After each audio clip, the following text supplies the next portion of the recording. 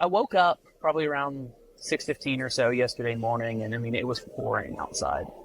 And my backyard, when it rains real heavy, it has trouble keeping up, and it's a low spot, and it can pond. But it ponded about 6 inches deep, which is the most that I've seen.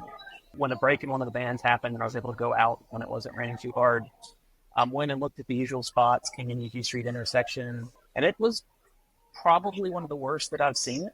And then Gordon Street, which is another street that experiences a lot of flooding every time it rained, it was pretty bad as well. But the rain stopped pretty quickly. It was a really intense period of rain from probably 4 to 7 or so yesterday morning, and it stopped. So after that, things started draining, some places slower than others.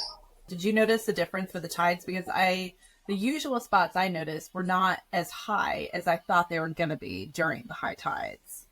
Yeah, tide definitely did not reach any sort of, I mean, it may have been higher than astronomically predicted, but there wasn't really any sort of surge to speak of, which was good, because had we seen a 7.5 or 8.5 of tide, that rainwater would have had nowhere to go.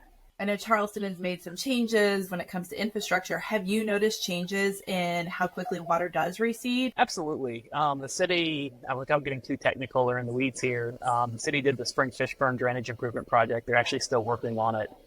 It's a pretty impressive system. It's anywhere from 8-foot to 15-foot diameter tunnels that are 140 feet below the ground. There's no pump station yet. Eventually there'll be a pump station to lift it out and push it out to the river, so it's not so dependent on the tide levels.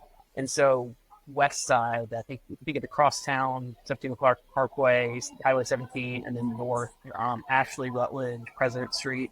Those areas, I have lots of photos of those areas flooded.